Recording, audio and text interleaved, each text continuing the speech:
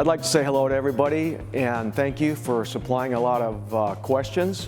Aaron posted some things up and you guys responded to it. In other words, ask me questions about different things that you're interested in or want to know about Emerson knives or myself or anything like that. So we've got a good list of questions here today to go through. So we're going to just start right out with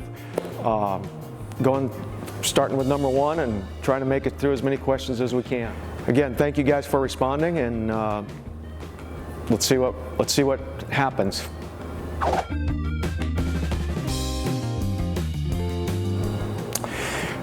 What's in the future for Emerson knives? You know, where do I see the company 50 years from now? What am I doing to, you know, make sure that it has continuity?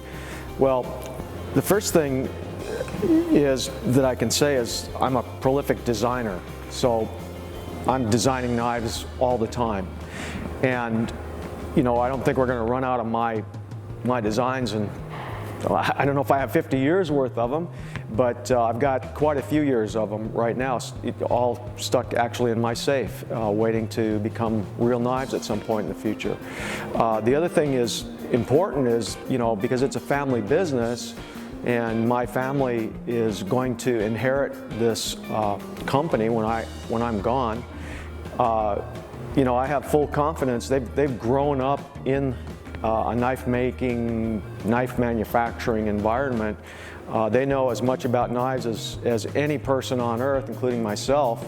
So, you know, because they know this business inside and out, I have full confidence that you know, not only will they be able to design some knives of their own probably, but they can take the designs that I leave them and continue on with the company as long as they choose to do so. You asked me why the chisel grind. Please give me a practical explanation. I was a young knife maker and I was approached at a custom knife show by 3 individuals who identified themselves as underwater welders, and they asked me if I could make a specific type of knife for them. What came out of that was, after a few iterations, was the chisel ground folder that became called the CQC6. And after about a year, actually, those underwater welders told me, they said, "Ernie, we haven't really been forthright with you. We're really not underwater welders, we're Navy SEALs." And that was at a time when the Navy SEALs were still tucked away in a back closet, so to speak, from the general public, so a lot of people really didn't know a lot about them. And anyway, I began a relationship with them from that day forward that continues on to this day. So, the chisel grind. The chisel grind actually goes back in time. Actually, the earliest ones that I've seen have gone all the way back to the 10th century on edged weapons and knives. If you look back historically again at the knife as a tool or the chisel as a tool, we can go all the way back to basically make the statement that the chisel was one of mankind's oldest and probably first tools, because with a chisel you could shave and cut and chop and cleave and all of those good things. In order to develop all of the other tools that were developed by ancient man, I guess, and through history, the chisel played an integral part in that. In fact, you could actually say that even all wood buildings and all wood structures were built using a chisel. And in fact, a lot of stone structures were actually built using chisels, stone chisels, if you will, and sometimes metal chisels as they became developed. When it came to the knife, the same principles applied. You could use it for all kinds of things, and of course those guys that I was talking to had said they needed that knife to be able to scrape barnacles off things so that they could get their welding sticks in. Well, it really wasn't to weld, it was to actually attach limpet lines and things like that. So anyway, the chisel grind, aside from all of the things that I think are the practical sides of it, is a historical edge that doesn't need to be justified in any way, shape, or form. It's proven itself over the millennia. And you can sharpen it from one side, you can sharpen it on a rock, you can sharpen it on a piece of cement, on a pipe. to get a serviceable edge back. It gives you a great cross-sectional strength to mass ratio. So, you know, I mean, if you look at all razor blades are basically chisel ground. It's still out there on a whole different bunch of applications. I've seen AK-47 bayonets that were chisel ground. So I mean, it's out there. It's been happening for a long time. I didn't invent it. I just took it to maybe a new level and made the first chisel ground folding knives. So I like it. I've carried them for years and years. I've never had any problem with them, but it's because I didn't expect there to be any problem with them, so I wasn't looking for things that caused me any trouble with the chisel grind. I've used the chisel grind for every single conceivable thing that anyone would ever use a knife for, and I've never had a problem with it.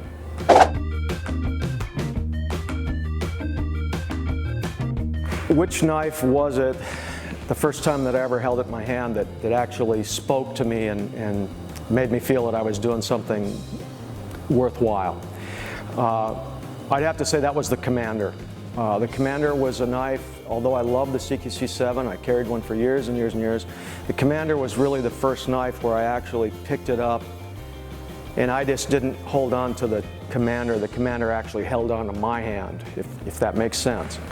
But I knew at that point that that was something special, and that did become a special knife. It became one of our, if not the flagship knife in our entire line. We still make it to this day, and it is still one of our best-selling knives.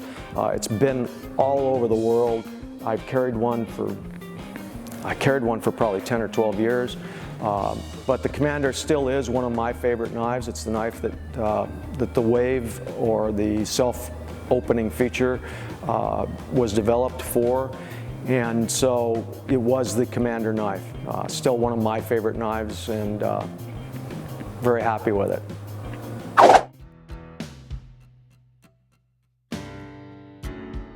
Did I ever think that I would be, I guess, so successful or as successful as a knife maker? Anything that I've ever done in my life from day one that I can remember, I've always wanted to succeed at it. So my vision was, if I'm going to do this, I'm going to be the best. It seems funny, but when you talk about aspirations and things that pull you along, that take the people from the pack and put them ahead, I didn't think in terms of I'm going to be the best I can be. I thought, literally, I'm going to be the best in the world, period.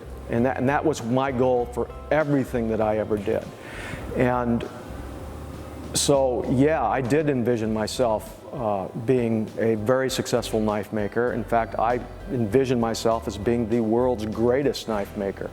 And I'm not saying that as driven by ego. I'm saying those are the goals and the standards that I set for myself for any of the endeavors that I enjoy.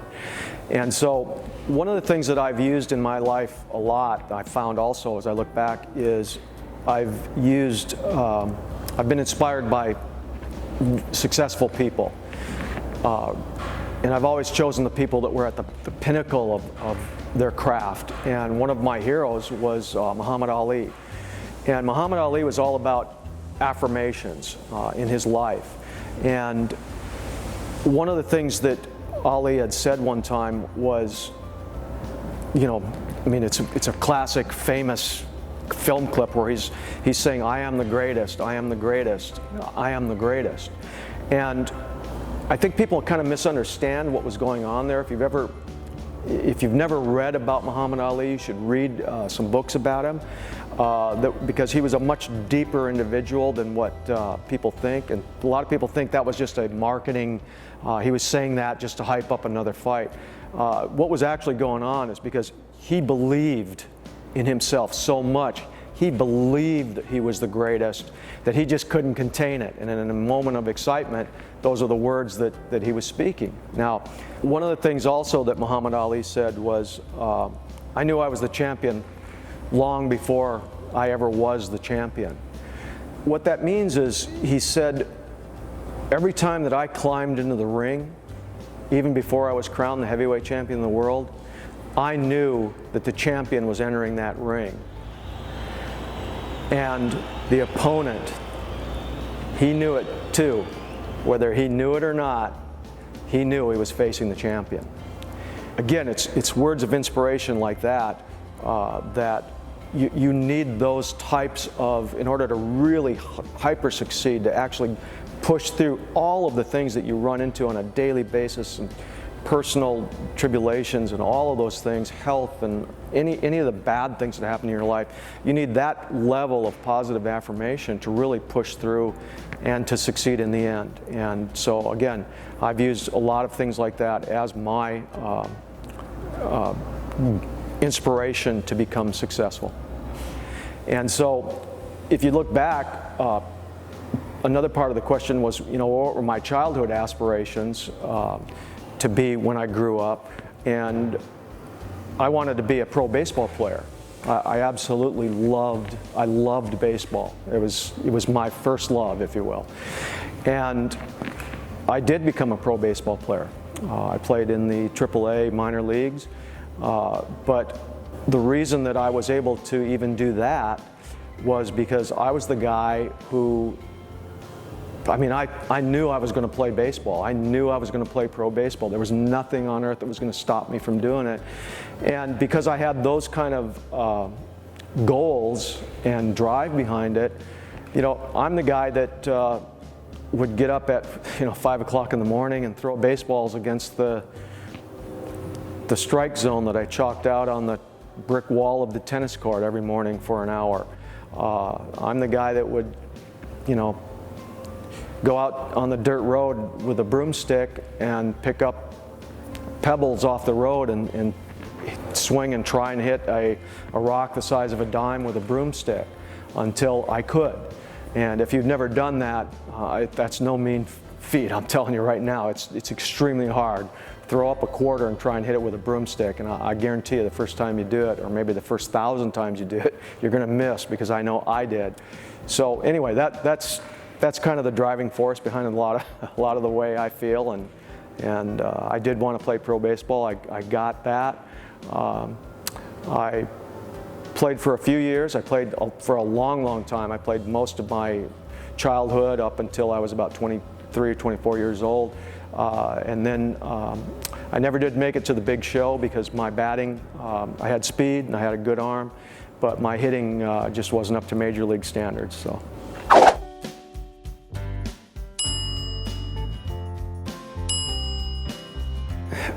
Let's just say this. Right now I'm carrying a knife that doesn't have a Tanto pointed blade on it, but if it was an apocalypse event and the end of the world and the walls are falling down, I would grab a chisel ground Tanto as the knife that I would carry with me as I ran out the door, because I have that much confidence in the strength and the integrity and what those Tanto blades can do, both as a weapon and as a tool. So it would be a Tanto point.